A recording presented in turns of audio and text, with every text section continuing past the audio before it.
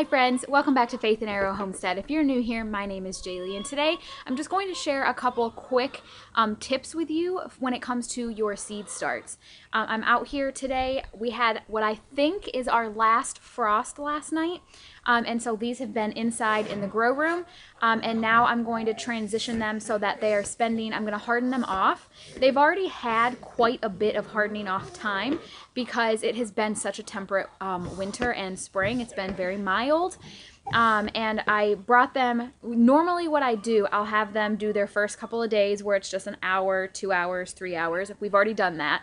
And then I have it to where I leave them outside during the day and I put them in the breezeway at night because it's still too chilly for them at night. Our breezeway is not temperature controlled, but it's out of the elements.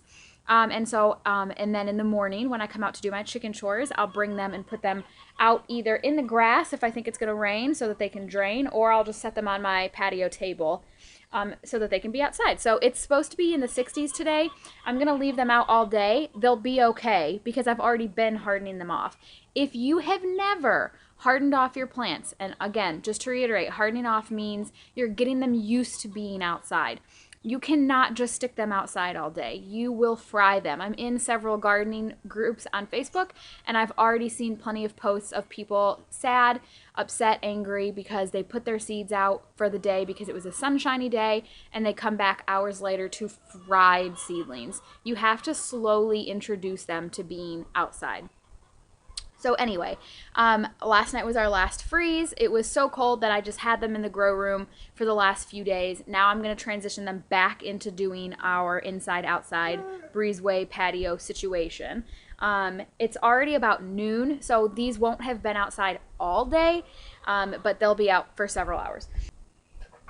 Specifically for tomatoes, although this could apply to lots of different things, but specifically for tomatoes, any growth that I have on a plant that does not look good, I cut it off. So here I have this little branch down here. I'm going to clip it off because it's not doing the plant any good being on. There's no reason to keep it. These up here look great, so I'm just gonna clip off the one that looks bad and leave the ones that look good. And I'm going to go through and do that to all of my tomato plants. It could just be that the first set of leaves that came in have now been outgrown and you've got all this beautiful new growth. So you can go in and clip off the yellowing leaves. If you had some that were damaged by your grow lights, too close to the light, they got burned, you can cut those off. There could be a variety of reasons, and there's just no reason to keep them. Your plant is going to expend energy trying to nourish it and save it when it could be focusing on the rest of the plant. Speaking of which, I'm going to bring you to the next tip that I want to share for tomatoes, and that is to pinch off the suckers. Now, suckers are branches that your plant tries to grow to just further itself, but I don't want it to do that, especially not right now, because in this plant start stage, I really want it to focus on growing up and getting a nice thick stem, and I don't necessarily want it to be putting out all these other shoots right now. So this is a sucker right here, right? This guy. That is a sucker. You can see it coming up in between. So I've got a branch here and a branch here. This one coming up in the middle is a sucker. So I just take it between my fingers and lightly pull down, and it just pops right off. So that is a sucker, and I want to pull all those off. Maybe even that little guy right there could be a sucker. So I'm going to pull it off. I'm going to go through my tomato plants and do that with all of them. And I continue to do that for a long time, and you get the choice. Like if a sucker starts growing in a place where you want it to, then you can leave it and let it grow. But these plants will put on several over the course of its life. Now I do have to say that I don't necessarily recommend pruning suckers for determinate varieties. Every sucker that you pull off of a determinate variety, you are decreasing its overall production. However, I also don't advise letting all of the suckers go, because then you're going to end up with a really big, bushy, wild plant. It's not going to have a lot of airflow, and you could end up with pest pressure or disease pressure. So I would do moderate pruning on determinate varieties, but indeterminate varieties, absolutely pull the suckers off and help it establish these main branches really strongly. And then usually towards like halfway through the season, I'll start letting it put on a sucker or two if I'm really happy with how the rest of the plant has developed. That's how I do it. The next tip that I want to share with you guys are about peppers. I started all of these peppers from seed, I think in maybe February. I think it might have been February, and we are at the end of April now. So they look really good. They look beautiful. I'm really happy with them. I've up potted them just like I did with my tomatoes. I up potted my tomatoes. I'm so happy with how they're looking. But because they're so well established, and I'm not ready to plant these out yet. I think last night was our last frost. It is April 20 something. I don't know exactly what the date is today. Late April. And I think we had our last frost. I use the AccuWeather app, and it gives you a 45-day forecast, and it doesn't look like we're going to get any more frosts. But for something like my peppers and tomatoes, which I have put a lot of tender love and care into, I'm not willing to risk it. No way, Jose. I want to make sure we're in the clear. So I wait until we're in May for sure, maybe even past the first week of May. We'll see. New York is hard because we have a bad habit of just going straight from cold to hot.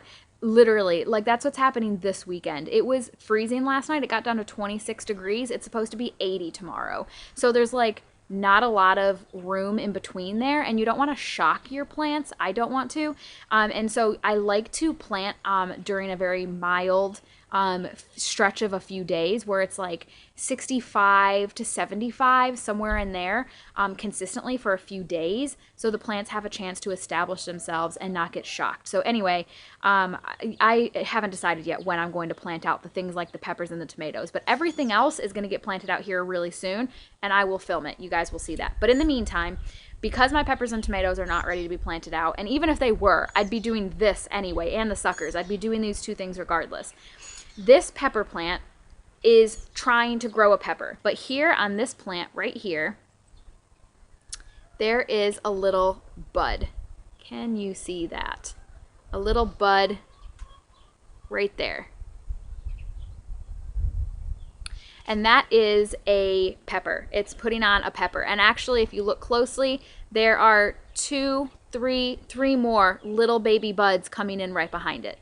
It is too soon. It's too early. I'm not surprised that it's doing it. I started these months ago, and my grow room is very warm, so it probably thinks it's summertime. This plant is too small to be putting on peppers, and if you let it put on peppers, it's going to stunt the overall growth of the plant because the plant's putting all of its energy into growing the pepper and not into establishing itself, and I want it to establish itself. So all I do, this one, I actually use my fingernails, and I just go in and I pinch it right off with my fingernails. So that was what I was showing you. Oop, there it goes. And like I said, doing so helps the pepper plant focus on establishing the plant itself and not growing peppers. I don't let my plants put on peppers until the middle of July, somewhere in July, early to mid-July, somewhere in there. My nighttime temperatures stay cold for a while, chilly, like 40s to low 50s. It's going to stay like that for a while.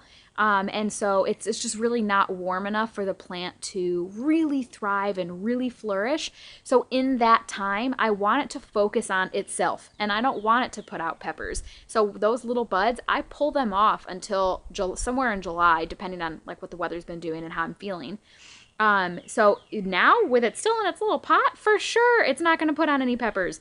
And I recommend the same for you. If you've got potted peppers that you plan on planting out and you're seeing those little buds, pull those suckers off, because if you're letting it grow peppers when it's still in its seedling stage, you're diminishing the overall success of the plant. So really those were my two tips: pruning the suckers and pulling off the little buds.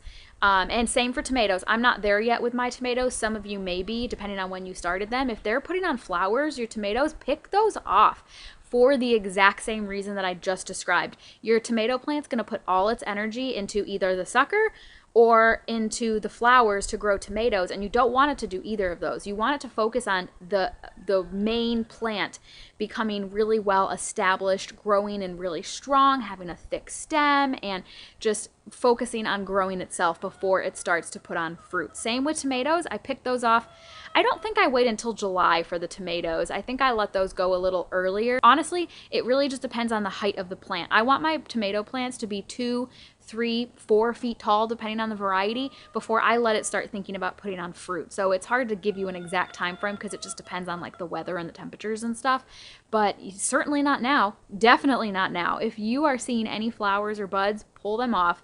And in this case, I'm referring to things like peppers, tomatoes. I'm trying to think what else would be a good candidate for that. There's nothing else that I have here that I need to do that for. I do pinch my basil plants back. I've done that already. I take the top head of the basil plant and pinch it off so that it'll grow 2 new shoots. And herbs, the more you harvest them, the better they do, the more they grow and expand and just spread. So I did that already for my basil plants. So I think that that's probably a good place to start. But I just wanted to share that with you really quick because I was out here doing it. This is a really short video, but I was out here doing it anyway. So I figured I might as well just go ahead and share it with you in case you didn't know. One more thing that I want to share, and this is just a personal thing, but because what I explained to you about how the weather works here in New York, in my area, kind of Western New York, with the temperatures and whatnot, something that this will be my 2nd year doing it. I did it last year and it worked out for me, and I'm going to do it again this year. There are a couple of things that grow really quickly that I like to go ahead and start indoors that don't necessarily need to be started indoors, like cucumber. I'm referring to, in this case, to cucumber, zucchini, and zinnias. That's what I'm referring to in this conversation. They grow really quickly.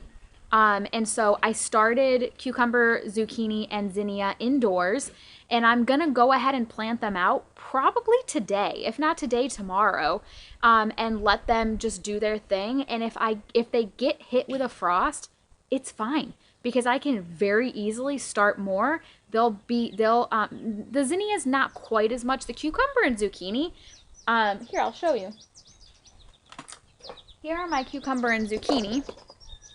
Right here, these guys, I started these on the 10th of April, so roughly 2 weeks ago, maybe not even quite 2 weeks ago, and they're huge. They're ready. I'm gonna go ahead and plant them out, and if they get hit with a frost and die, no big deal. I'll just start more. But if they don't get hit with a frost and die, then I'm ahead of schedule.